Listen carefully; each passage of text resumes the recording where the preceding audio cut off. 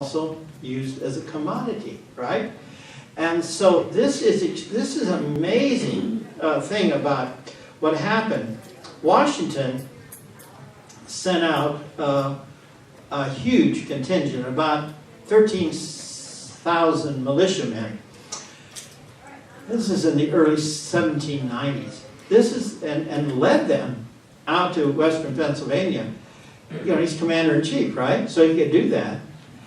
By the way, this is an aside, but it's important. Like Chris said, sometimes the asides are more interesting than the talk. Washington did not believe in political parties. In fact, he said the role of the president is to be what we'd say today is kind of a go-between, a ombudsman, a kind of a person that listens to both sides, right? But is not associated to one particular agenda, one particular party, right? And so Washington he was commander-in-chief, but he would do things that would upset other people because he did them for the country. And this idea that the president is neutral and does whatever's best for the country, this is a great idea that only lasted into Washington, Adams, and then by the time we get to Jefferson, well, Jefferson was very politically active, as you all know, and we see the first beginnings of the first political parties in America, and the president then becomes associated with one side. And this is too bad, in my opinion, because the president originally would look at both sides, and then if we went to war, for example, he would support it, whatever political side, it wouldn't matter, because he would just say this was the right thing to do. Anyway, the Whiskey Rebellion ended pretty quickly. The government realized this wasn't going to fly, so the excise tax was taken off. And guess who went into the production of whiskey? George Washington, right? Remember, Washington died in 1799. In 1794, he has thousands and tens of thousands of gallons of rye whiskey. This is whiskey made with rye rather than, say, with corn or wheat. And very popular. And it became one of his main businesses. But it was legal because there was no excise tax by the time Washington does this. It's surprising, isn't it, how things work out sometimes. But anyway, Washington is important, or the Whiskey Rebellion is important in that, yeah, you can take out the military, and you can fight and you can win, but in the long run, if people start fighting taxation, then you've gone too far. And so Washington saw that right away, and he backed off, and Congress backed off, and the tax went away. And it is, I think it's important to remember when even in our own time how important it is not to go crazy on taxation. Doesn't matter what political side you're on. It just seems to me that if people rebel against it, by the way, those guys in western Pennsylvania, to get away from the rebellion, went over to Kentucky, and they started settling Kentucky. And one of the counties that got settled there was Bourbon County. And so they became real good. I was visiting Bourbon County, and the man who was showing me around said, "You see these creeks here?" He said there had been a still, as many stills as they could put on a creek, get the water power, because whiskey was the commodity of choice, because you could take about 4 bushels of corn, or 3 bushels of corn, and turn it into a gallon of whiskey, and then that became currency, right? And so even these ministers who never drank in their lives would be paid in whiskey. And there was a famous, in 1800, the most famous camp meeting of all time in American history at a place called Cane Ridge, which is right in Bourbon County. By the way, you can't call it bourbon by law I don't think that they follow this anymore, but by law, the whiskey had to be made in Bourbon County, in a still in Bourbon County. Well, anyway, they had a tremendous religious revival there, and out of it, there was one of the leaders of it was a man named Barton Stone. Anybody know anything about Barton Stone? Barton Stone is the guy that later teamed up with a guy named Campbell, and they created what is today the Churches of Christ and the Disciples of Christ, right? So if you go over to TCU today, to the Boar's Head Festival, you will, there of course you have the Disciples of Christ holding forth. If you go to Abilene, you have Abilene Christian University. This is the Churches of Christ. These all came out of this revival, 1800. And it's famous because people went completely crazy. They weren't just getting caught up in the Spirit. They were doing wild things like rolling around in the dust. And they would spin around and spin, and they would start laughing uncontrollably. And they would do all of these things like climbing trees and chasing dogs, and they were so in the Spirit that it looked more like Woodstock than it did like a church revival, right? So I was there, and this was my question. There was a Church of Christ. Now, any of you know Church of Christ, very conservative, right? There was a Church of Christ minister there who was the caretaker of this famous revival site. And I said to him, this always puzzled me. How come these people go so crazy at Cane Ridge? And I expect him to say, well, the Holy Spirit came down and boy, grabbed them and it shook them, and they were really into it. And rather than saying that, which is what I expected him to say, he looked right at me and he said one word: whiskey. Yeah, this is the official party line, whiskey. In other words, these people had lots and lots of whiskey, and they were more or less on vacation, and they just went crazy, right? Now, never mind, might have been a genuine movement of the Holy Spirit, but that's extraordinary. Now, I've got to keep close tabs on time here. I want to shift gears a little bit here and talk about an organization that was established by Queen Elizabeth that becomes very important in the whole spice world. And that is, in 1600, she was still in power, and she establishes the first joint stock company. Joint stock company. Now what that means to us is corporation. Now corporations evolved from joint stock companies, but it means the stock is jointly held by a bunch of people. Corporation, right? And so she creates the first joint stock company to get a monopoly on pepper, so that England will have a monopoly on pepper, and not Spain, not Portugal. Because Portugal, they're the ones that settled the Spice Islands in terms of taking out all of the goodies.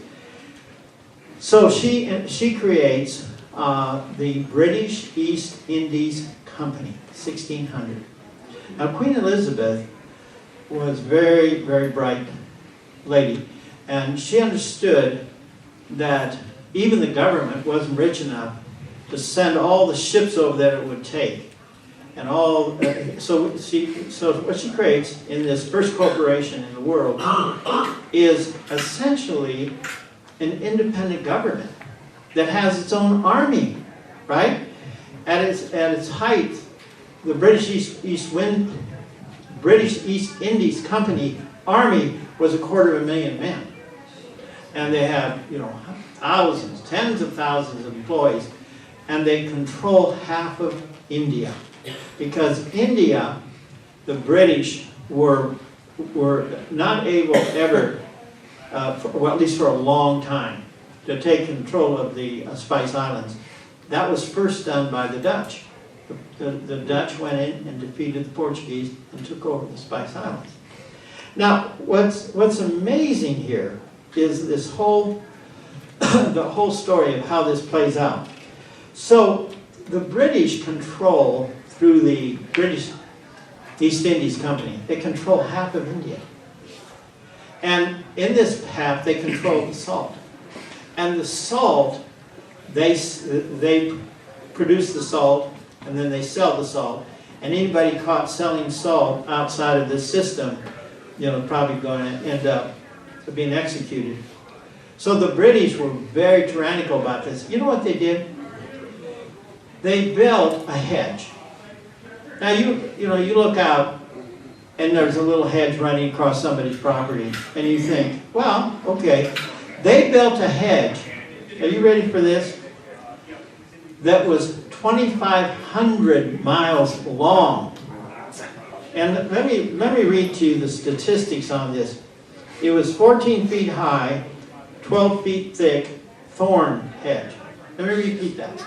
It's 14 feet high, 12 feet thick, and it's 2,500 miles long.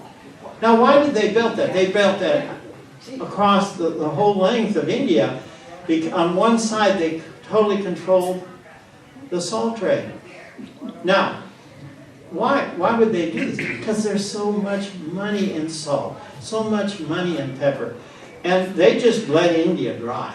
And actually, if you remember, let's fast forward, say, from 1804, when they made 1804, the British had a monopoly on salt in India, at least that portion of India they controlled.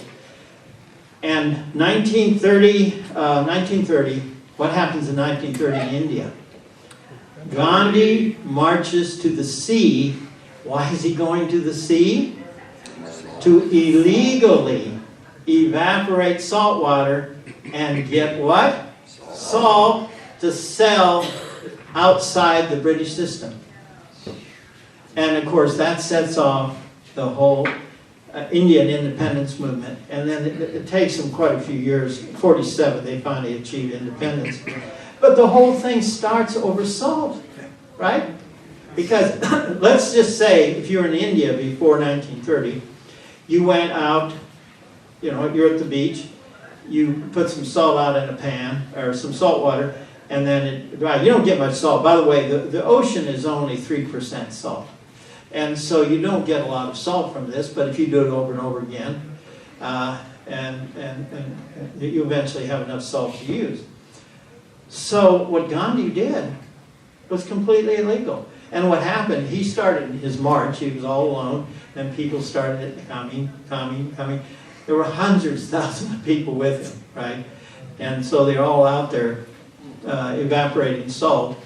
And so all of a sudden, salt becomes more available in that part of India, because people now do salt, and the government, the British government. What happened ultimately? The British East Indies Company became so big and powerful that the British government finally had to take it over, and then they ruled India directly until 1947. Now, this is all of this goes back to Queen Elizabeth. And you know why Queen Elizabeth created the joint stock company called the British East Indies Company? So that English people would have cheap pepper, inexpensive pepper, and cloves, and nutmeg, and all of these things, right? And this is, it's amazing. When Magellan circulated, he wasn't planning, by the way. I guess you know this. He wasn't really planning to go around. He was going to the Spice Islands to get cloves. And of course, he died in that attempt, but one of the ships continued on. They only collected 384 bags of cloves. All right, these bags aren't very big. 384 paid for, with a lot of money left over, paid for the entire trip of Magellan and all of his ships, and all those people. It was a 2-year deal, right? Just those, small number of bags of clothes. Now, I want to tell you one other thing here. And then we're going to have to start wrapping this up. There was a man named Eli. He worked for the British East Indies Company. And I will tell you a little bit about him. He was an American, but remember, back when he did this, America was English colonies. So what's kind of interesting to me about this, he's thought of as a British citizen. So he goes to England and he goes to work for the British East Indies Company, and they send him to Sumatra, the Spice Islands, and they send him to trade with Sumatra. It's one of the important Spice Islands. They trade for pepper and cinnamon, nutmeg, and a few other things. And so Eli does his official duties, and he eventually becomes a governor in India, of a region in India. He became pretty important. He became wealthy enough that he owned 4 ships. Here's what's amazing. The British East India Company went away, and nobody wanted to go to India. Nobody wanted to endure all that. And so they had to pay them. So they let them on the side trade in pepper. So this man, Eli, traded on the side in pepper and made a lot of money, made a fortune, which then when he left India, he comes back to America.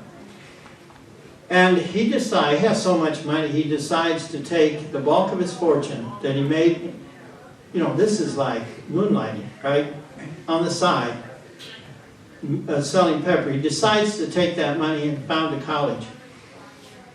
Anybody want to take a guess the name of the college?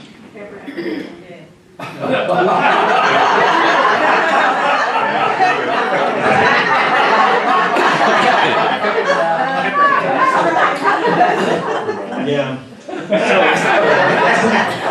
So he, his last name, of course, was Eli Yale. So he founds a school, Yale, which is, of course, one of the very first Ivy League schools. And are we about out of time? End on that. Okay. All right. Now, if you all come, we'll continue this. Yeah, what's next week? Well, next week we're going to talk about tea, and we'll talk about the importance of coffee and how these all tie in. So this is a huge subject in its own right? And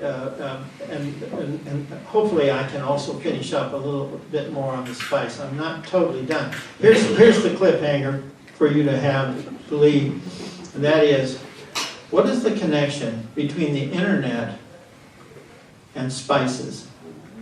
And we'll throw in ham. Spice, ham, and the internet. You think about that, and I'm going to ask you if anybody's figured that one out. Okay? Thank you.